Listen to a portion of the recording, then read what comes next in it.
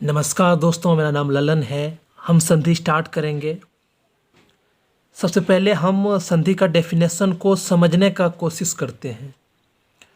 वैसे हमने बचपन से ही संधि का डेफिनेशन रट रखे हैं कि दो वर्णों के मेल से पैदा होने वाले विकार को संधि कहा जाता है। लेकिन आज हम इसको समझने का प्रयास करेंगे कि संधि किसे कहते हैं। तो इसमें दो शब्द हम जोड़ दिए हैं कि दो शब्दों के, दो वर्णों के मेल से पैदा होने वाले विकार को संधि कहा जाता है। इन दो शब्दों के दो वर्ण जब मिलते हैं उसमें जो परिवर्तन होता है उसे हम संधि कहते हैं। इसे हम एग्जाम्पल के माध्यम से अच्छे से समझने का कोशिश करते हैं। तो एग्जाम्पल में हम डेफिनेशन के हिसाब से ही एग्जाम्पल को ले रहे हैं।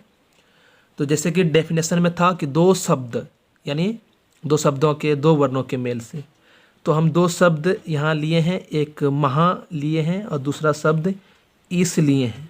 इसमें हम ये देखने वाले हैं कि इन दोनों शब्दों में क्या परिवर्तन होता है, कैसे परिवर्तन होता है जो हमारा संधि बनता है।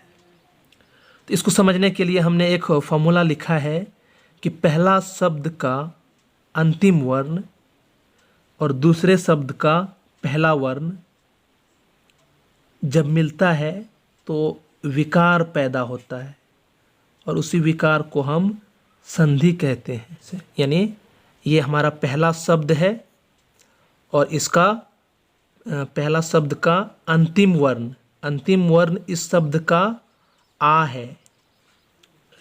आ है, ये हो के बाद आ है ना, ये हमारा अंतिम शब्द हो गया पहला वर्ण का।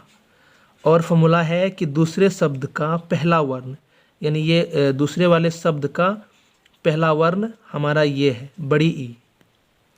यानी संधि जो होगा पहले शब्द का अंतिम वर्ण और दूसरे शब्द का पहले वर्ण का होगा इस तरह से। यानी पहले शब्द का अंतिम वर्ण आ और दूसरे शब्द का पहला वर्ण ई का संधि होगा। और जब आ और ई आपस में मिलते हैं तो ए बनता है और इस तरह से हमारा संधि बन जाएगा। महा जोड़ ईस का संधि जो होगा वो होगा ये मौ हमारा रहेगा और हो भी रहेगा, लेकिन अंतिम वर्ण, पहला शब्द का अंतिम वर्ण और दूसरे शब्द का पहला वर्ण का संधि होके ए बन गया। यानी मौ हो और ए को हम जब किसी वर्ण के साथ लिखेंगे तो उसका हम मात्रा लिखते हैं और मात्रा ए का मात्रा ये होता है, तो माँ है। उसके बाद इसके और इसके बदले में ये ए आ गया, उसके बाद ये हमारा सौ रह गया। दोस्तों मेन चीज़ ये है, अगर आप इसको समझ जाएंगे तो हमारा जो संधि चैप्टर है पूरा संधि को आप इजीली समझ सकते हैं। इसलिए फोकस यहाँ कीजिए। एक और उदाहरण हम लेते हैं, नीचे है हिम और आलय का। तो जैसा कि हम जानते हैं कि इसका फॉर्मूला, यानी किस तरह से इसको हम बनाएंगे, यानी पहला शब्द का अंतिम वर्ण और दूसरे शब्द का पहला वर्ण। पहला शब्द का अंतिम वर्ण हमारा मौ नहीं ओ हो गया, क्योंकि हम जानते हैं कि सभी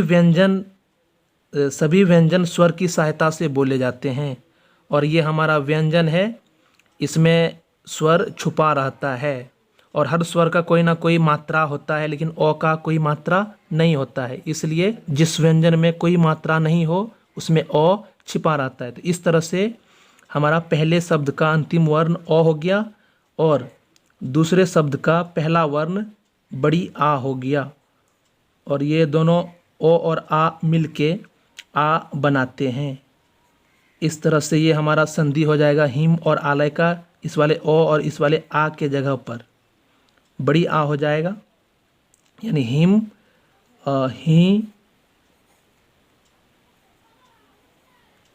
ही और ये मो और ये ओ और ये बड़ी आ मिलके आ बना देंगे, तो आ का हम मात्रा इस तरह लिख देंगे, उसके बाद इधर ये लय हम लिख दिए।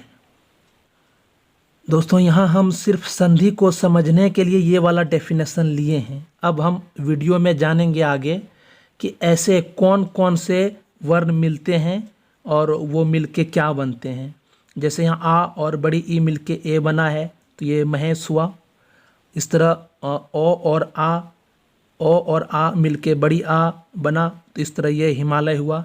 इस तरह हम आगे जानेंगे कि और कौन कौन से वर्ण मिलते हैं और क्या बनते हैं। तो आप वीडियो में बने रहिए अंत तक।